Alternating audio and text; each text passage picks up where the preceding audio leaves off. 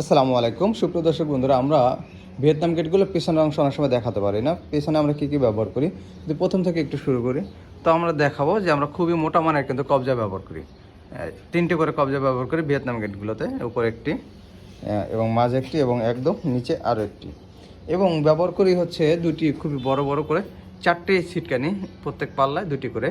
যেমন ডান পাশের পাল্লায় দুটি থাকবে, একটি উপরে এবং আরেকটি নিচে।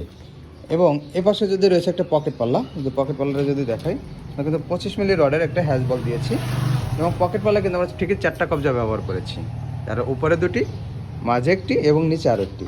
তো প্রিয় দর্শক বন্ধুরা, আর মাঝে রয়েছে আরেকটি ভিয়েতনাম হ্যান্ডেল লক, যেটা আপনারা তালা মারতে পারবেন এবং লকও করতে পারবেন। তো প্রিয় দর্শক বন্ধুরা, আপনারা স্ক্রিনে যে নাম্বারটি দেখতে পাচ্ছেন, এই নাম্বারে ইমো এবং হোয়াটসঅ্যাপ রয়েছে। আপনার দেশ এবং দেশের বাইরে থেকে অর্ডার করতে পারবেন যে কোনো ডিজাইনের যে কোনো গেট। ধন্যবাদ সবাইকে, আসসালামু আলাইকুম।